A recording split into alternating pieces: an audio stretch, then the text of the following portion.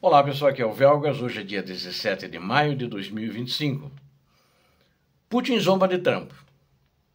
Na realidade, isso é uma coisa que eu acho séria, isso, e o Trump parece que ainda não notou ou está engolindo, porque precisa engolir. Ninguém sabe de fato porque ele ainda não passou totalmente para o lado da Ucrânia, mas nós vamos ver isso já em seguida. Estou falando isso por causa das negociações que aconteceram ontem e foram encerradas ontem também, que eram para ser da quinta-feira.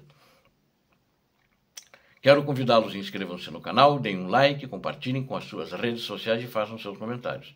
A você que não é inscrito, inscreva-se porque aqui você vê a verdade. Muito obrigado. Putin está rindo de Trump, está rindo à toa, né? Rico ri à toa, ele é rico mesmo, né? E também é presidente do país mais rico do mundo, então ele está rindo, mas não por causa que é rico. O Putin, ele, enquanto a Ucrânia incrédula, a Rússia zomba das tentativas de cessar fogo lideradas pelos Estados Unidos da América. Isso, inclusive, tem sido reproduzido dentro da Rússia. E é claro que as pessoas como eu têm acesso porque vem nos canais do Telegram, vem nos jornais da Rússia, e isso não sei como é que o presidente americano convive com isso, ou tem que conviver com isso. O ditador da Rússia, Vladimir Putin, ele rejeitou o presidente Volodymyr Zelensky. Rejeitou os aliados europeus e os Estados Unidos também. E, em resposta, Donald Trump simplesmente concordou, desculpando o ditador da Rússia por não comparecer às negociações de paz em Istambul, que ele próprio, o ditador da Rússia, Vladimirovich Putin, tinha proposto, e na quinta-feira próxima passada, que era para acontecer, ele não foi. Quando as delegações da Rússia e da Ucrânia deixaram o palácio de Istambul no dia 16 de maio, após apenas 2 horas, houve vislumbres de esperança. 16, ontem, certo? 15 foi que era para negociar, fizeram uma rápida negociação de 2 horas na data, num dia depois, na sexta-feira. Com ambos os lados concordando com que será a maior troca de prisioneiros até agora. É bom que vai haver uma troca. Cada lado vai mandar 1.000 prisioneiros para o outro, né? Acho que isso é bom. É uma questão de humanidade. Solta os caras, muitos, se não estiverem feridos ou psicologicamente abalados, poderão voltar à linha de frente. A Ucrânia, a pessoa não é obrigada a voltar. Na Rússia, a pessoa é obrigada a voltar. Né? Na Ucrânia, não. É uma opção, o prisioneiro de guerra. Tem muitos que voltaram. Mas à medida que os detalhes da reunião começaram a vazar, uma coisa ficou clara. A Rússia não tem interesse em um cessar-fogo, não tem interesse de interromper a guerra na Ucrânia. E meses de negociações de paz lideradas por Trump, né, 3 meses, 100 dias já se passaram, que ele ia acabar com a guerra em 100 dias, não fizeram nada para saciar as demandas maximalistas do ditador da Rússia encastelado no Kremlin junto com a sua máfia, que foram apresentadas pela primeira vez em 2022, no início da invasão. Ele não é um vitorioso na guerra, mas continua para cessar fogo, querendo as suas demandas maximalistas. Putin está rindo de Trump na frente do mundo inteiro, sem dúvida nenhuma.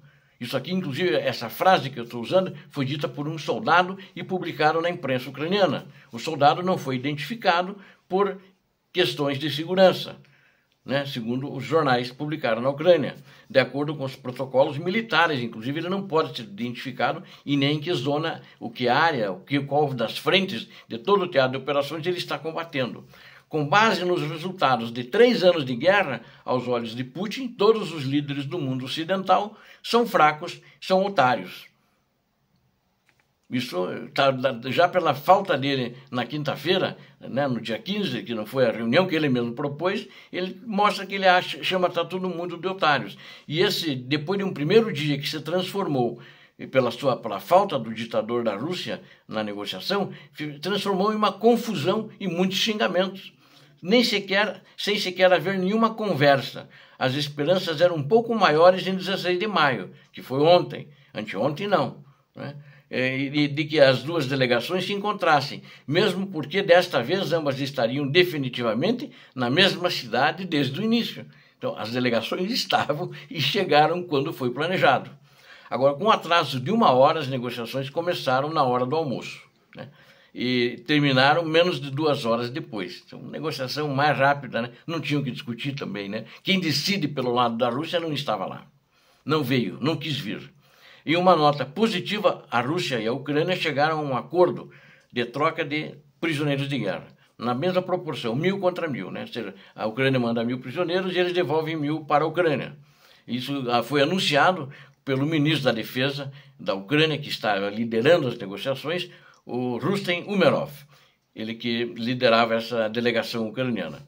Uma fonte do gabinete da Ucrânia, informada sobre as negociações, falou para a imprensa que a Ucrânia, o presidente Zelensky, ofereceu um cessar-fogo imediato e realizando uma reunião presencial entre Zelensky e Putin. Ele ofereceu novamente isso, né? Nessa reunião de ontem, os seus representantes ofereceram isso. Em troca, a delegação russa, claro, recusou um encontro entre os dois, entre o ditador e o presidente e líder da Ucrânia, insistindo que a Ucrânia, aí eles deram como a resposta, não, a reunião não, a Ucrânia primeiro tem que se retirar de todas as regiões de Donetsk, Luhansk, Zaporizhia e Kherson.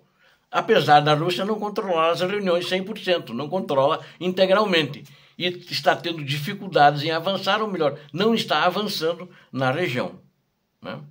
Então, o Kremlin declarou ilegalmente a anexação dessas 4 oblas, mesmo onde eles não controlam, já está anexado na Constituição criminosa russa também, porque aceitou, esse papel aceita qualquer coisa, né? Após referendos fraudulentos realizados nas regiões no final de 2022, incorporando-os à Constituição da Rússia, uma medida que não tem valor, não é ter só peso internacional, não tem valor jurídico nenhum. E os russos também, como previsto, demonstraram total despreparo para negociações reais. Também é o terceiro escalão do governo, né? O mais importante era do terceiro escalão do governo, que estava lá para as negociações. A visão geral da Ucrânia, forjada por mais de uma década de agressão russa, que começou em 2014, então é mais de uma década, e que a Rússia está simplesmente ganhando tempo, preparando-se para mais ofensivas militares durante o verão, que impulsiona o Kremlin desde 2014, o desejo de roubar mais terras ucranianas e assassinar, torturar, sequestrar, estuprar mais ucranianos, entre outros crimes que eles têm feito de uma maneira impune perante toda a humanidade. Nós tivemos, desde 2014, né, isso é importante citar esse dado, aproximadamente 26 acordos de cessar-fogo entre 2014 e 2022. 2022 pararam os acordos porque começou essa nova fase da invasão criminosa contra a Ucrânia. Desses 26 acordos, nenhum deles foi levado a sério pelos russos. Os russos não cumpriram nenhum desses cessar-fogo. Ao recuar novamente um cessar-fogo incondicional de 30 dias, significa que as autoridades russas estão apenas fazendo todo mundo de bobo e perdendo tempo para que eles possam se reagrupar. Quer dizer, as pessoas perdem tempo e eles ganham tempo com isso, reagrupando suas tropas e transportando elas de um lado para outro. Embora que não tenha cessar-fogo, mas alguma coisa eles fizeram, porque a Ucrânia também continua atacando e bombardeando o lado russo. Há meses, a Ucrânia vem alertando sobre o aumento das forças russas e a intensificação de ataques perto da província de Sumy. Já relatado bastante aqui no canal, inclusive os combates que têm acontecido para eles tentarem entrar na província sem sucesso. Para milhões de ucranianos, a ocupação russa já é uma realidade.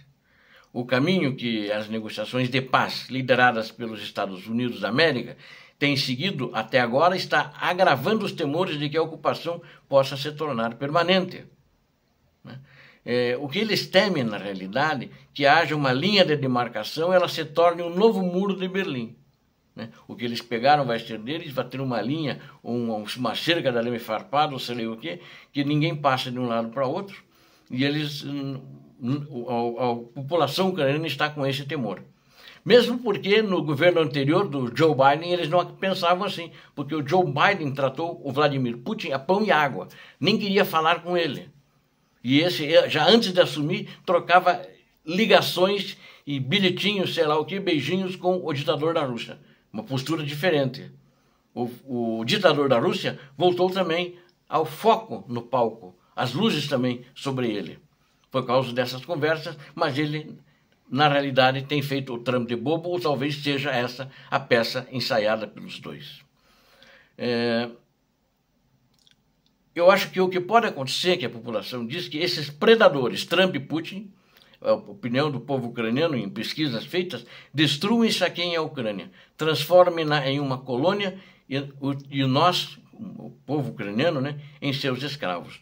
O próprio fato da Rússia ter ressuscitado as mesmas exigências que apresentou em março de 2022, quando a capacidade de Kiev, da Ucrânia, de revidar com apoio ocidental unido não era garantida. É uma acusação contundente do efeito que a pressão de Trump pela paz teve na Ucrânia, ou seja, não teve influência nenhuma. Ele não fez pressão sobre a Rússia, ao contrário do governo anterior, que pressionava muito a Rússia, né?